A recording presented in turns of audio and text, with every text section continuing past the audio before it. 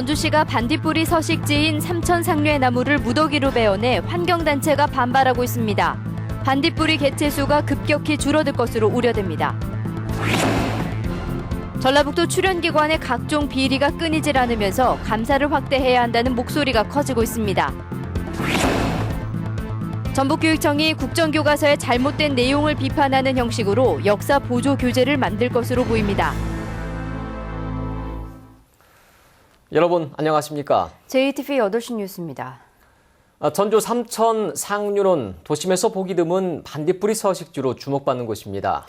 행정기관이 이곳에 나무를 무더기로 베어내 환경단체 반발을 사고 있습니다. 권대성 기자가 취재했습니다. 전주 삼천 상류 구간입니다. 제방 사면에 줄줄이 잘려나간 아까시 나무들이 눈에 띕니다. 나무들이 잘려나간 곳은 1km가량에 이릅니다. 제방 위쪽에 새로 심은 나무들이 자라는데 방해가 된다는 이유로 구청에서 베어냈습니다. 새로 식재된 나무 보존이나 이런 걸 위해서 저희가 제거했던 겁니다. 탈주하는 사람들이 또 가시나 이런 것이 우거지면 또 민원도 들어오기 때문에. 문제는 나무를 베어낸 구간이 반딧불이 서식지라는 점입니다. 삼천에 반딧불이 서식지를 되살리기로 한 전주시가 그대로 보존하기로 한 곳입니다. 전북환경운동연합은 제방 사면의 나무들이 반딧불이의 먹이인 달팽이, 달팽이의 먹이인 연안 풀들이 자라는 환경을 만들어 왔는데 이를 훼손했다고 주장합니다. 서식처가 좁아지게 됩니다. 이런 상황이 계속 지속적으로 유지가 된다고 하면 이 구간에서 반딧불이의 개체수는 급격하게 줄어들 것으로 우려되고 있습니다. 전주시는 나무를 베어낸 게 반딧불이 서식 환경을 해쳤다고 단정할 수 없고 아까시 나무는 성장 속도가 빨라 문제될 게 없다고 해명했습니다. 하지만 나무를 베어내기 전에 전주시와 구청의 사전 협의가 없었다는 점에서 엇박자 행정이 논란을 자초했다는 지적은 피하기 어려워 보입니다. JTB 뉴스 권대성입니다. 스만금 국제공항의 부지를 정하는 용역이 내년 상반기에 발주됩니다. 전라북도는 부지 확보의 용이성과 접근성 그리고 민원 등을 고려해 군산공항 옆과 김제 화포지구 가운데 어느 곳을 공항부지로 선정할지 결정하겠다고 밝혔습니다. 군산공항 옆은 부지 확보가 쉽지만 미분의 승인을 얻어야 하는 어려움이 있고 김제 화포지구는 접근성이 양호하지만 남북 활주로가 짧다는 단점이 있습니다. 150개 탄소기업과 연구기관으로 구성된 탄소융합산업연구조합이 출범했습니다. 송하진 전북도지사는 앞으로 전북연구개발특구와 탄소밸리 구축 사업이 본격적으로 추진되고 새로 출범한 연구조합까지 활성화되면 전북이 대한민국의 탄소산업을 이끌 것이라고 말했습니다. 탄소융합산업연구조합은 탄소산업 정책을 공동으로 연구하고 탄소 소재 부품 표준화와 인증 지원을 추진합니다. 전라북도 출연기관의 도덕적 해이가 도를 넘었다는 비판이 커지고 있습니다. 전라북도가 특별감사를 발표할 때마다 각종 비리가 끊이지 않고 있는데요. 아직 감사를 받지 않은 8군데 출연기관으로 감사를 확대해야 한다는 목소리가 커지고 있습니다. 김철 기자입니다. 전라북도가 183억 원을 지원한 전북자동차기술원입니다. 어제 발표된 전라북도 감사 결과 8억 원이 넘는 연구장비 수수료를 제대로 받지 않고 무자격자 3명을 직원으로 채용하거나 각종 수당을 멋대로 집행한 게 밝혀져 충격을 줬습니다. 전라북도 출연기관의 이런 일탈은 이번이 처음이 아닙니다.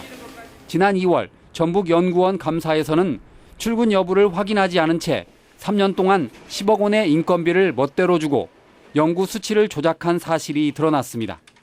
지난 7월 전북신용보증재단 감사에서는 자격 요건이 안 된 보증서를 발급해 4억 원이 넘는 손실을 보고 여유 자금을 잘못 관리해 3억 원의 이자 손실을 본 게 적발됐습니다.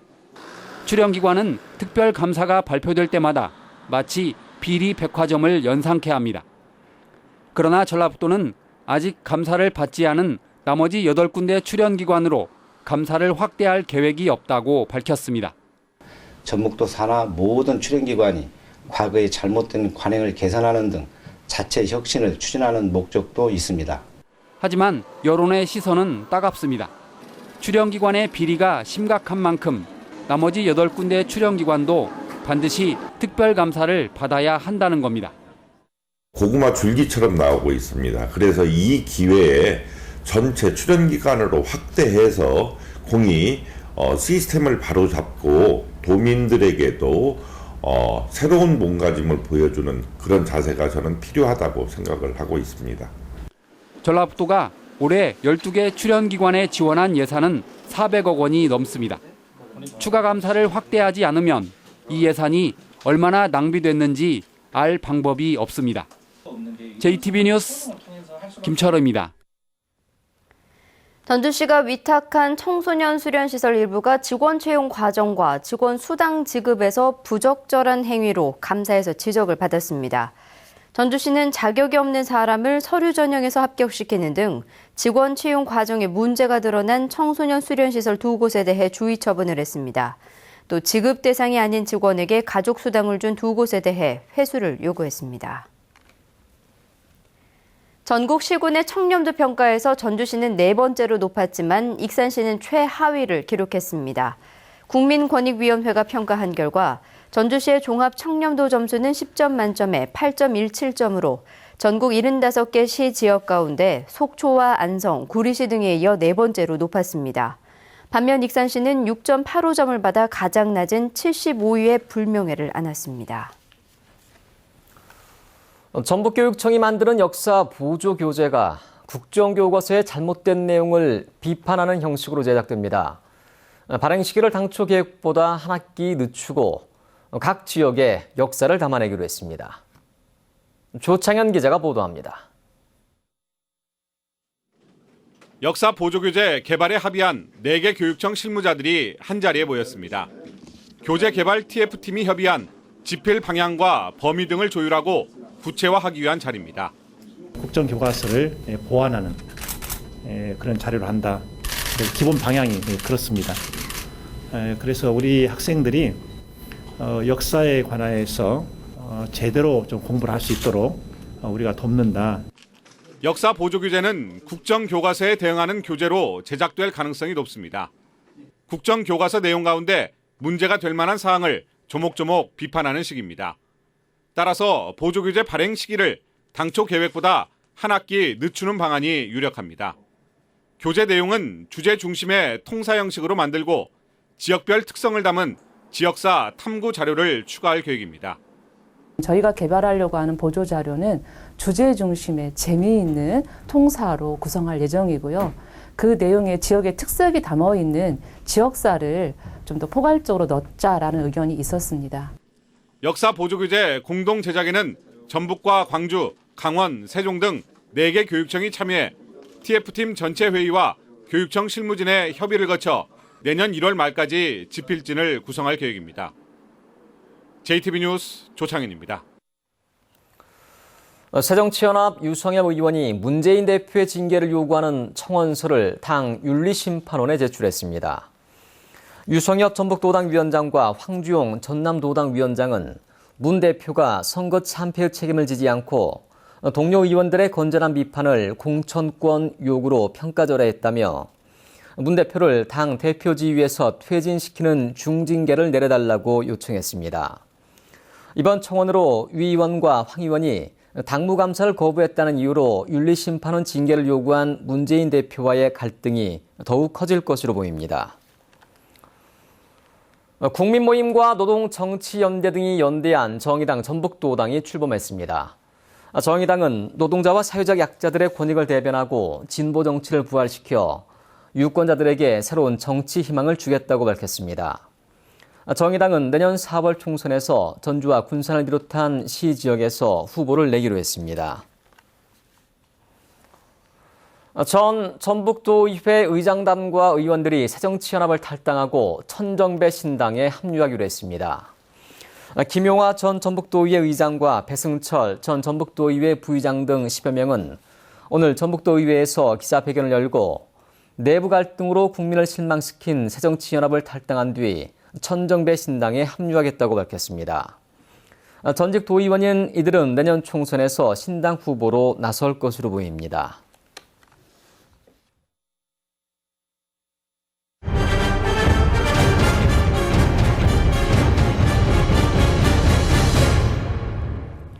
시내버스 도착 시간을 알려주는 버스 안내 정보 시스템이 도입된 지 10년이 지났는데요. 인구 30만의 익산시는 아직도 이런 시스템을 갖추지 못해서 시내버스 이용객들의 불만이 적지 않습니다.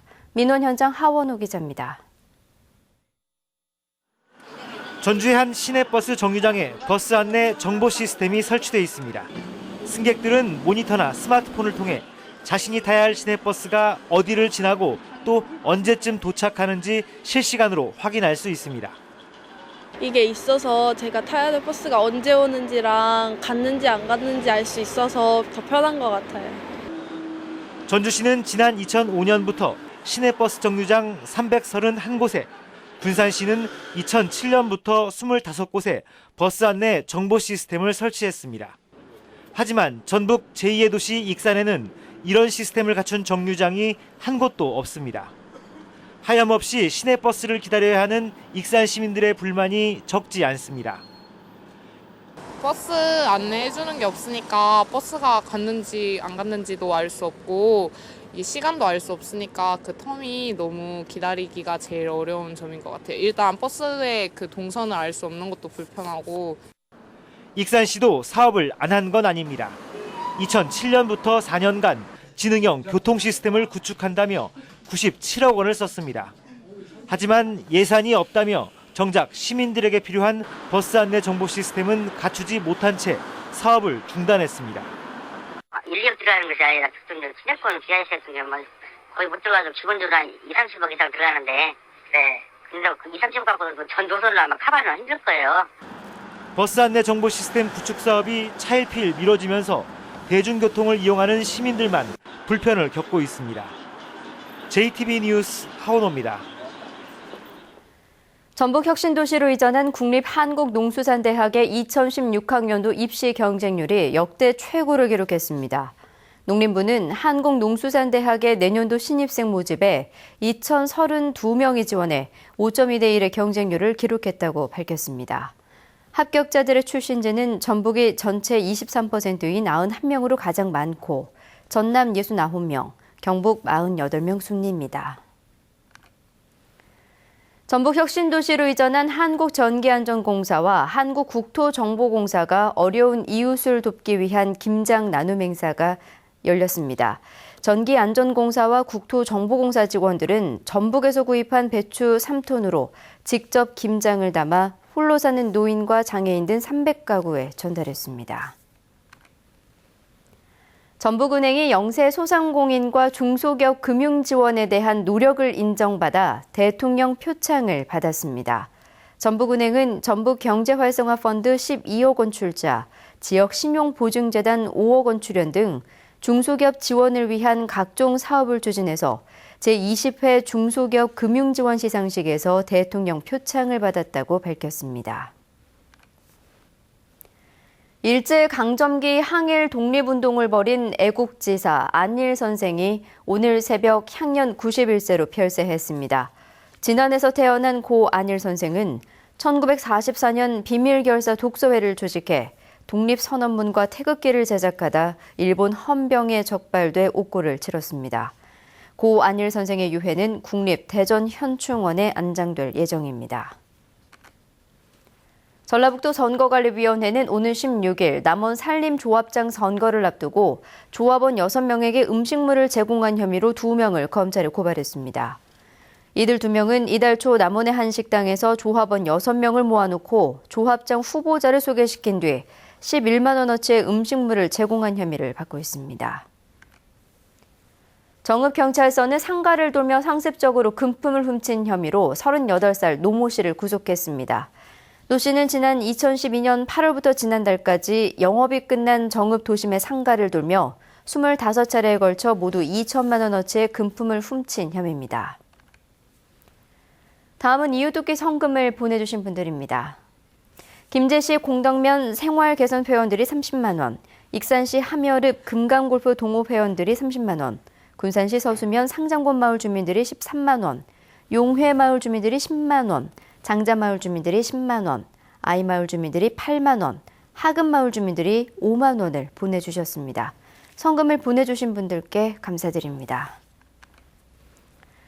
날씨입니다. 전북은 오늘 고창이 15.7도, 전주 13.9도 등 평년보다 4, 5도가량 높았습니다. 내일은 오전에 남부 지역부터 비가 시작돼 점차 모든 지역으로 확대되겠습니다. 이번 비는 밤 늦게까지 5에서 20mm가량 이어질 것으로 보입니다. 아침 최저 기온은 6도에서 8도, 낮 최고 기온은 10도에서 12도가 예상됩니다. 금요일인 모레도 낮 기온이 대부분 10도를 웃돌겠습니다. 내일과 모레 바다 물결은 0.5에서 3m로 높게 일겠습니다. 전주기상지청은 당분간 포근하다가 다음 주부터 점차 기온이 떨어질 것으로 내다봤습니다.